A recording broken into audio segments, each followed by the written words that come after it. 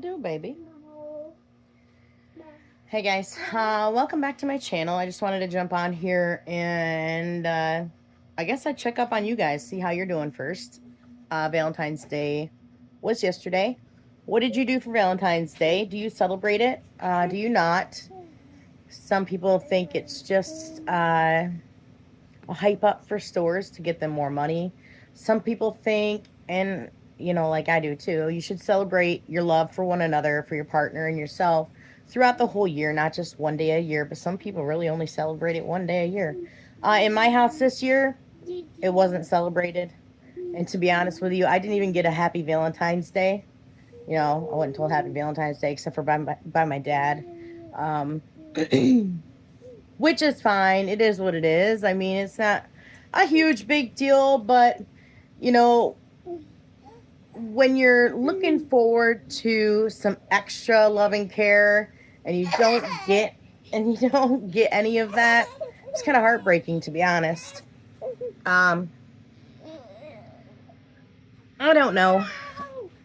I guess I would say my relationship is okay with my partner. I mean, it's been on the up and down for a long time, and I'm pretty sure a lot of you watching this right now are in the same boat. We have a daughter together, so sometimes I wonder, is she the one just holding us together, or are we being held together because we're meant to be held together?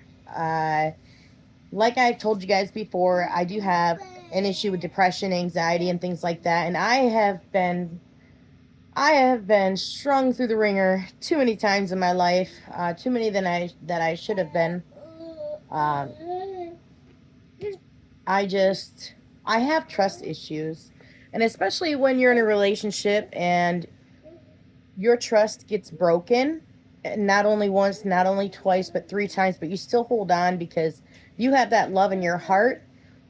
You question your mind an awful lot. Like, okay, am I looking too deep into this, or are my gut instincts really true? Because 9 times out of 10, they've always been right. My gut instincts have always been right. I do love the person I'm with. I really do. Uh, Unfortunately, as time goes by in relationships, you kind of just fall out of love. You may love them, you may care for them, you may still have your feelings for them, but really you're not really in love with that person anymore, and you hold on to hopes and the fact that you have this picture in your mind for your future together, and you just, I don't know, you hold on to that hope and you hold on to it until you can't hold on to it anymore. uh, I guess what I'm trying to say is not everybody's relationships are the same. um, and some people are stuck in a relationship they are in. So my first legit, I guess, true relationship, I was married very young at the age of 19. I got married only because I was pregnant, and I thought that was what I was supposed to do. I thought that was the right thing to do. Little did I know it was not the right thing to do at all. I wish I had never got married at that age, especially to the person I was married to. A lot of physical and mental abuse for nearly 5 years. He stalked me when I left the relationship. There was times where I should have went to the hospital from his physical abuse, but I just didn't because I didn't want to um, take the chance in losing my child that I had at that time. So I wanted to, I guess, figure it out for myself, although I should have left from the get-go. So before I married this guy, my ex-husband, he told me everything that I wanted to hear, right? I mean, who don't do that?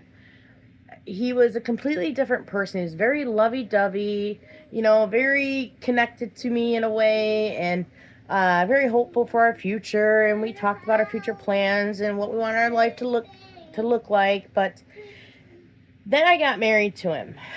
Um, And I turned into his property at that point. I turned into his property. I mean, literally, I was told, well, you signed the paper, you belong to me. The manipulation started. What do you call that? The brainwashing started. I was threatened so many times to lose my life with a you know what held up to me um, as I was trying to leave the place that we were at. I was the only one that worked all the time. He didn't. He refused to. He said he wasn't going to be anybody's, you know what. Wasn't going to work for anybody but himself. So he led the life of stealing. So just before Christmas, our child we had together, I think it was August, 4 months. So 4 months after I gave birth.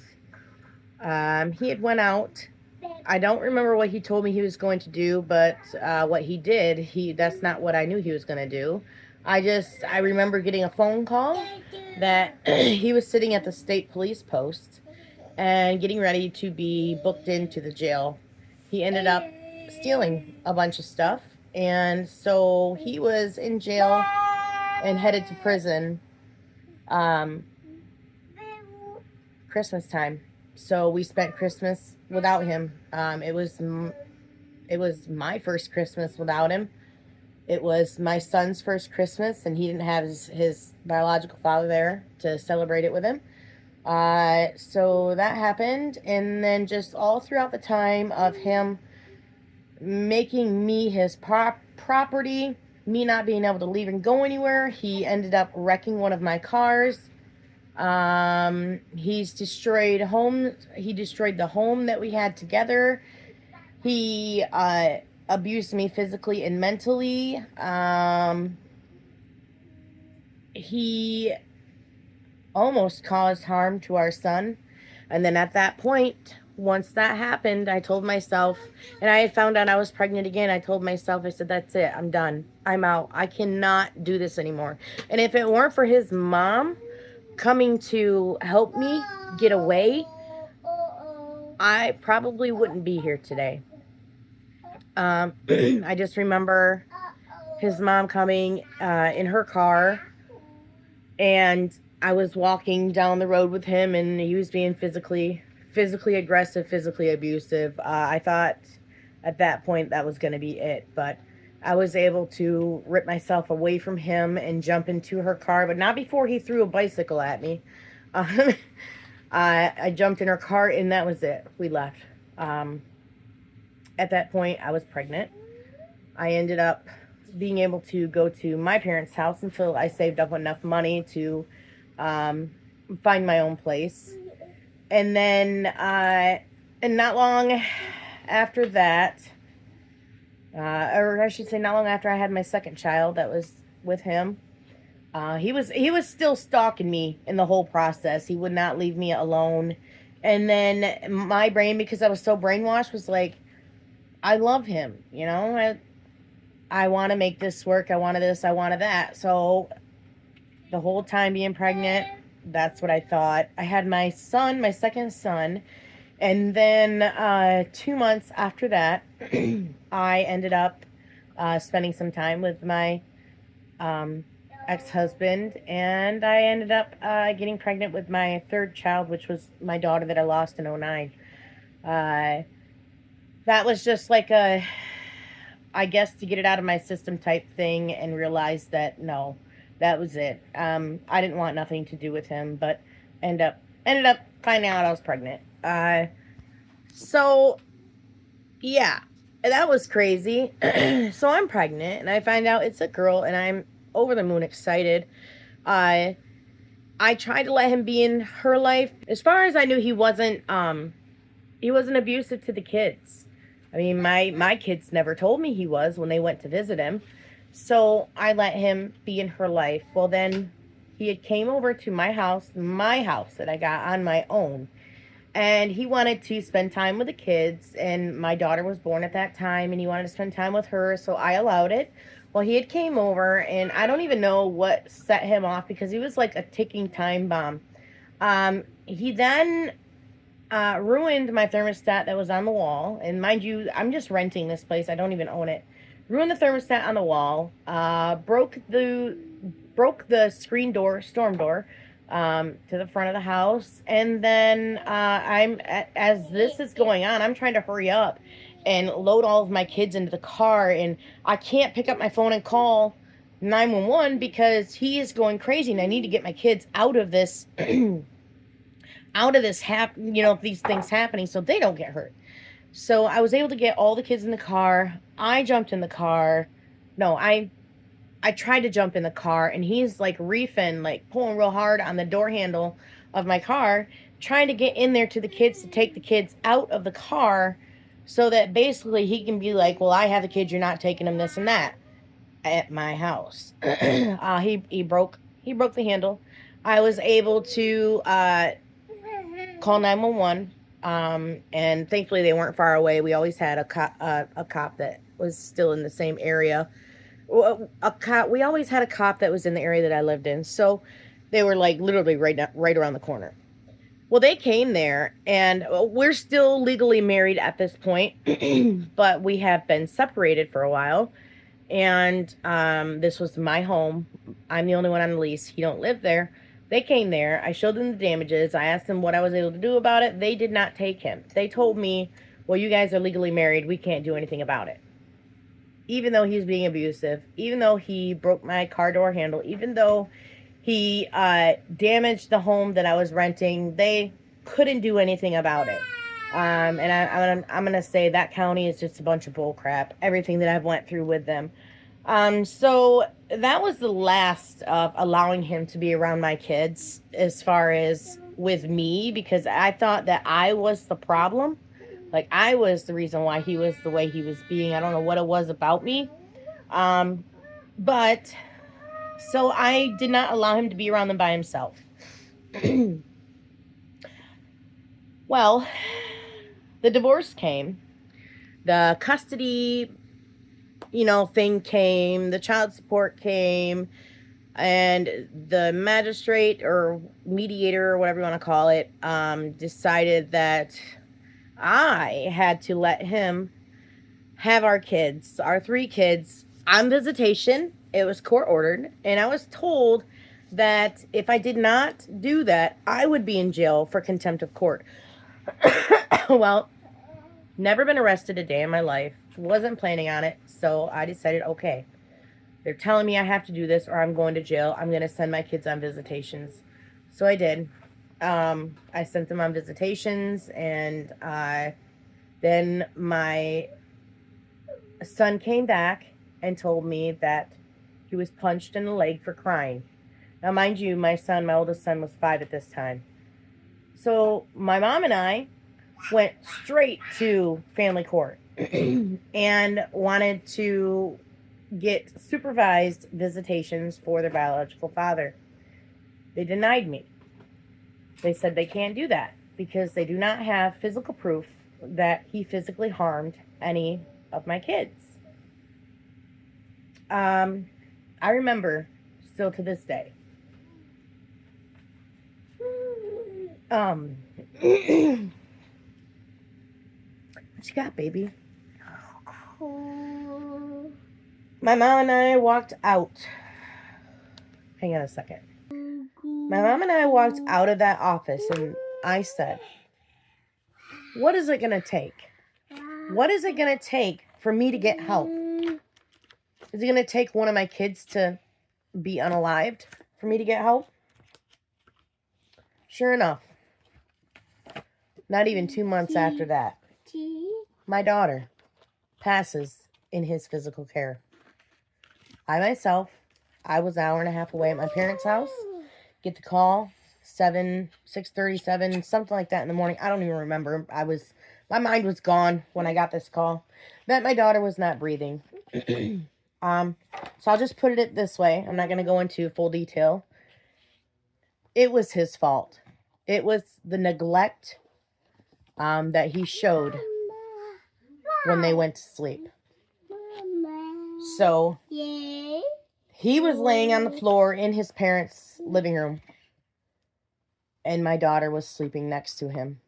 Mind you, she's not even 7 months old, and she had her own bed at her grandparents'. One thing led to another, and she lost her life. I lost my mind for quite a bit. I do remember kind of pulling myself together and telling myself that I have other kids. I can't let them see me like this. I have to be strong for them. They're going through the same thing I'm going through, except for they can't quite understand why their sister didn't come back. Anyway, so I lost my daughter. That happened. The worst time in my life. The worst. Even over being abused physically, mentally, that is the worst part of my life. 5 years of abuse, physically and mentally, is nothing compared to losing my daughter. I wanted him gone at that point, if you know what I mean. I felt like my life was over at that time. And of course, CPS, Child Protective Services, got involved, which I didn't have a problem with that at all. But the problem that I had was that they were questioning me and looking at me for neglect because I sent her on visitation. But the problem I was having was, okay, my mom and I both already went to the courts. We already I already requested for supervised visitations. They denied me of that. They told me if I held my children from their biological father, I would be in jail. And I didn't want no part of that. So what was I supposed to do? So I sent her on visitation. I didn't know that would happen. So why are you coming at me like that? I never really understood it. But you know what? I went through all the hoops that they had me do: psychological evaluation, counseling, drug testing, all that stuff to make sure that everything was fine. My stuff came back clear. I was clear, good to go. I already knew it. They did a background check. Never been arrested a day in my life. I just never had CPS on me at all, at that time. And I passed everything with flying colors. But you guys, this took a whole year. A whole year. They almost took my kids from me, my other kids, because of me sending my daughter on visitation, which was court ordered. I mean, I never understood why they did that. But then once I showed them that I was a good mom, that I did everything I was supposed to, and I had my own home, my own car, I had everything. Everything I needed, house full of groceries, all that stuff, bills paid, doing it by myself. Once they seen I was able to do that, and I passed all of my tests and things like that, then they started being on my side. Well, they were getting ready to take his rights away from my other 2 children that I had at the time. And that was because he did not comply with everything he was supposed to do. He failed the drug tests, all that stuff. He failed everything he did. He did not even try to see the kids. He didn't do nothing that he was supposed to do to be able to keep them, keep some type of custody arrangement between them. So, they were getting ready to take his rights away, and he decided to just sign off. He signed off, which was, I would say, a blessing to me. It really was. At that time, I'm like, I'm free. I am finally free. There's nothing tying me to him anymore. I just wanted to talk to you guys about relationships. I've been through the ringer and back, like I said. I have ended up in a hole and dug myself out of it. I have been the only one getting myself cars, getting myself homes, moving myself. I was like pregnant, getting ready to pop with my last son, and I had no help moving anything. I mean, I was lifting big TV and all these, all this furniture, moving it into the home I was moving in. I had no help. Nobody could help me. Everybody was too busy. Busy doing what? I have no idea. I had people say that they were going to help me, but they never did. But you know what I did? I didn't care so much. I picked up and I did what I had to do to get me and my kids to where we needed to be. I made that happen. I made my life. My decisions in my life are me. I've made my life the way it is because of my decisions, and I've said it before and I will keep saying it. My life is the way it is because of my decisions. Happy late Valentine's, everybody.